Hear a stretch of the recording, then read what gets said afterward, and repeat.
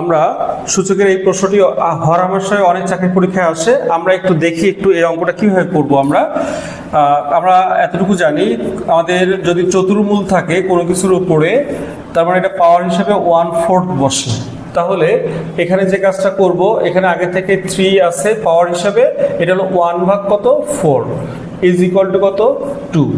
আচ্ছা, এক্স এখানে 3/4 লেখা যায় ইজ ইকুয়াল টু 2। পাওয়ারটা পাওয়ারে পক্ষান্তর হয়ে গেলে উল্টে যায়, ইজ ইকুয়াল টু 4/3। ঠিক আছে, পাওয়ারে পক্ষান্তর হয়ে গেছে, উল্টে গেছে। এখন এক্স এর ভ্যালু আমরা পেয়েছি, এক্স এর ভ্যালুটা আমরা ওখানে বসিয়ে দিই। আমাদের মান বের করতে বলছে x⁻3/2।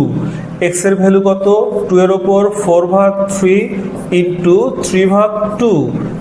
কাটি এখানে কেটে দেই, উপরে স্কোয়ার, 2 এর উপর তাহলে স্কোয়ার থাকে, তাহলে আমাদের কত হয় 4।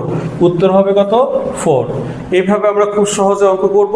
এরকম বিভিন্ন রকম ইম্পর্টেন্ট ভিডিও পেতে আমাদের সঙ্গে থাকুন, ইনশাল্লাহ দেখা হবে।